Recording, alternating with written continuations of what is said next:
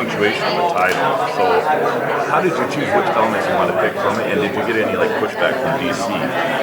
We did not get any pushback, and I honestly, if there's an amazing element in all of this, it's how supportive and lovely the creators of the comic book have been to us, because I was terrified that they would hate what we've done to their comic book. They've been full-throated supporters.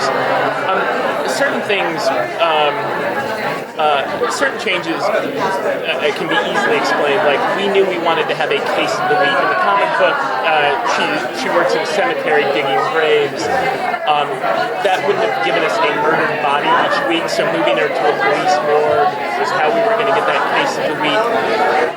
They also have multiple monsters. They have ghosts and were-terriers and a whole bunch of different, and it really plays the supernatural. True Blood was just, they had done the multiple monster thing, and I was a little leery of going down that path.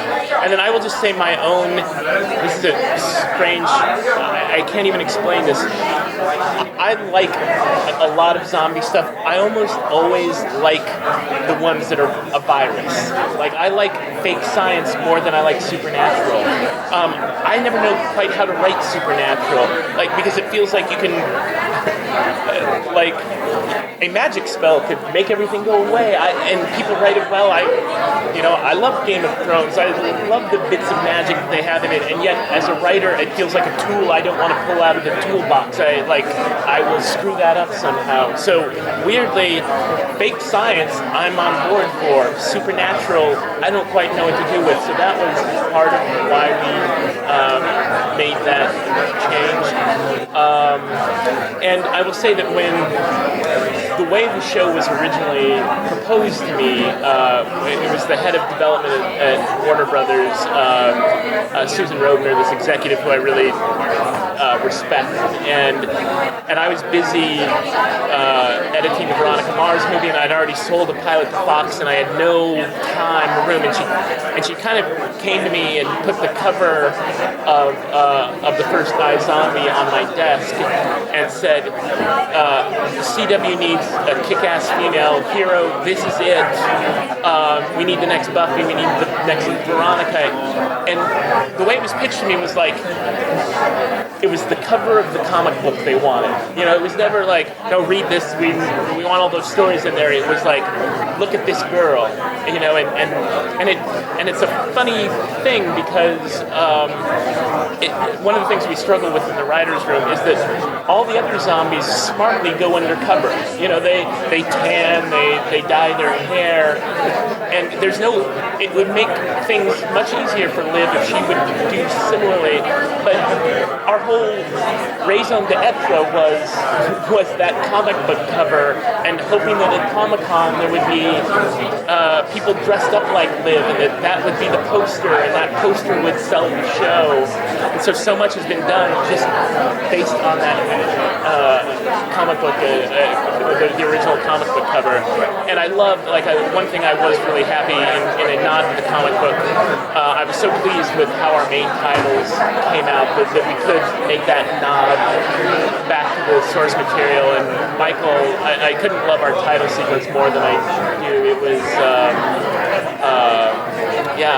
I like our bits of comic book tie-in, even though I know we've strayed considerably from it. Creatively, how would you say the show evolved? You obviously came in with a vision of what the show was going to be at the beginning. I would imagine that over the course of the first season into the second season, it's changed. Yeah, there are a couple of things that have changed. I would say that there's been an evolution. If our scripts are probably usually 55 pages, and I would bet in early episodes 32, 33 of those pages were devoted to the case of the week. The A story was what we were really thinking about and focused on.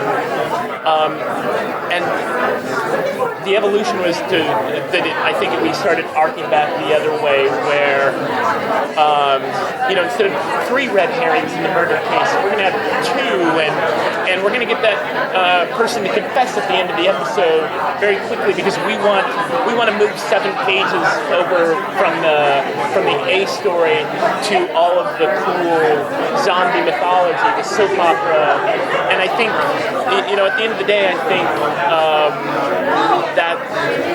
that mix has been better for us. And then, you know, I think we also learned what the better brain types are for Liv to eat, if that makes any sense. Like, there are certain things that are hard for an actress to play and hard for an audience to digest. Like, if Liv is on sociopath brain, where she's emotionally disconnected, it's hard to know. Like, has she stopped acting?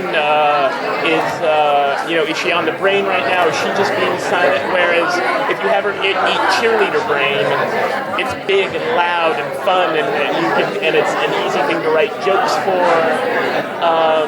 So I think we've gotten a bit better about learning what's more fun on screen for Rose to play and for us to write to. We've seen lots of great guest characters from Veronica Mars. Yeah. Will we see Kristen or Enrico maybe in the future? I hope so. Right now it would be like, I've talked to Kristen right now with a brand new baby. I don't think we'll see her in season 2, but she's game for doing it. So I think somewhere down the line it'll happen. We do have a Veronica Mars joke in episode 1, so it's like she's there in spirit. But yeah, in fact, we actually originally went to Rico to play the head of Max Rager, but he was too booked up for that, and I couldn't love Steven Weber more than I do, so I'm really pleased. But we had originally gone to Rico for that, but that will also happen. I want to see a bunch of. I'm eager to have a Jason Doreen storyline.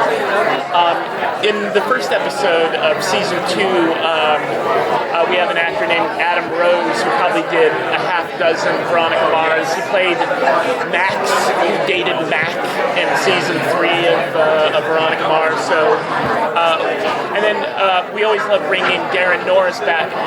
But we're hurting our brain trying to think, how can you bring the local weatherman into mini stories? But we love having him on the screen as well. So you will definitely see more of those. Thank you. Thank you.